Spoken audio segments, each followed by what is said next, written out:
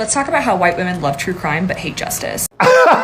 Listen up, white women. You hate justice. Because this leftoid said so. I say this as a white woman. A lot of the women who look like me are hyper-focused on Netflix documentaries and true crime podcasts. I like Netflix documentaries and true crime podcasts. Am I a white woman? But when it comes to actual racial justice or prison abolition, they are silent. What? That's such a large stretch. That's like being like, oh, white women like watching cooking shows, but when it comes to food scarcity in Uganda, they are silent. A lot of people talk about these topics. What the hell are you talking about? Also, you talked about prison abolition. Does everybody know what prison abolition means? Prison abolition, a movement to seek to reduce or eliminate prisons and the prison system. What? Have you considered that maybe white women or people that listen to true crime podcasts don't think we should get rid of prisons? Maybe after listening to a 7-hour-long multi-episode podcast about some serpent demon doing demon things, they're like, yeah, that guy belongs in a prison for the rest of their life. Why are you talking about eliminating prisons? Because I just watched a crime thing. I'm all for people getting rehabilitated, but if you've watched enough true crime documentaries, podcasts, in-prison interviews and whatnot, you know that a lot of these people are beyond rehabilitation. Some of them don't want to be rehabilitated. They'll just keep doing whatever they're gonna do forever. So what do you do with them? Come into rehab. I love getting put into a box from like super leftoid NYU college kids that think they have the whole world figured out. And it's just like, I'm gonna blame every white woman, even though I'm also white. But I'm a good white because I make these videos about how white people bad. Why? Because true crime content glorifies white victims and centers around a good versus evil narrative. Yeah, that's because a lot of times it is good versus evil. And also, maybe you should watch some more true crime documentaries, like you say, all people that look like you do. Because I've watched a lot of them, because I'm a white woman.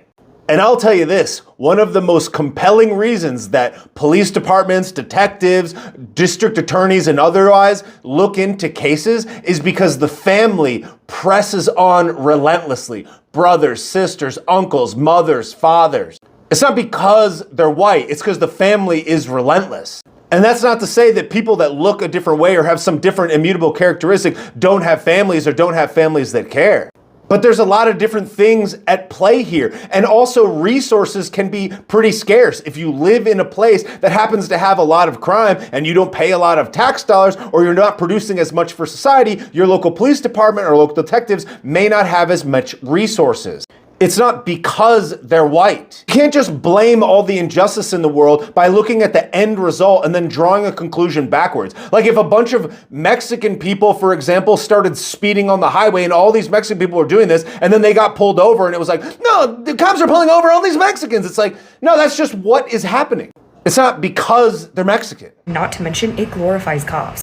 Have you ever considered that maybe it glorifies cops because most cops are good and all of these crimes wouldn't be solved to a point where you could watch a documentary about the solution of it, if not for cops? And they certainly don't all glorify cops. A lot of people just got hung up in what was probably the most popular law case in America, which was the Karen Reed trial. And that entire trial was about the corruption of the local police department.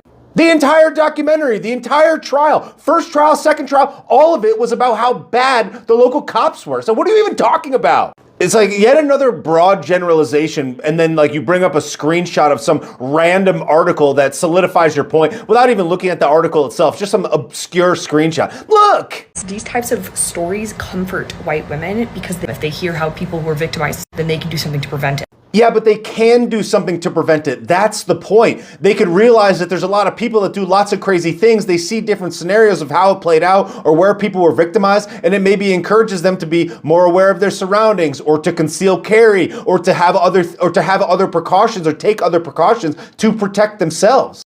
And then in the case of doing something else about it, look no further than what I just mentioned, the Karen Reed trial.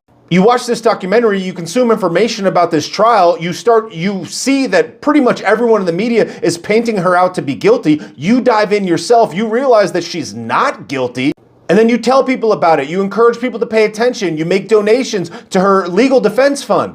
which draws in yet again more eyeballs. And then a lot of other people help to contribute to the legal team to help formulate a successful defense for the case. So it did do that. It's not just they think it can, it does. The problem is, white women are among the least likely to be victims of crime in the United States. And most crimes disproportionately target Black, brown, queer, and homeless communities.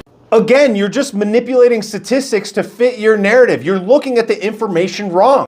A lot of the people that victimize those communities are in that community. They're part of that community. Just because white women are not victimized in such a way isn't necessarily because they're white or why they like true crime pot. What are you even talking about? And you can't claim to care about victims while supporting a system that creates more of them.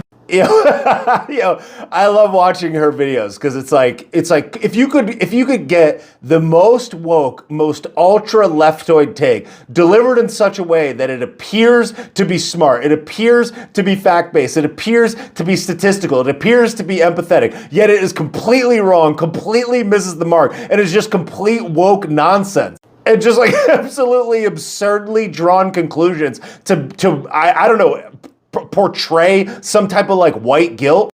Other white women bad, but not me. I'm good because I made this video. And she makes these videos that are like broad generalizations all the time, talking about masculinity and what is bad about white people or what they say or whatever else. But when the rubber met the road and she actually got asked to go on the Whatever podcast a few months back and actually debate a person that was well researched and understood the subject matter, she talked to him for a little bit of time and then just walked off the set crying and made videos about how she was being victimized because people were calling her out on it. Just like launching stones from a glass house all day long and one gets tossed back and it's like, oh no! Cool video though, I guess.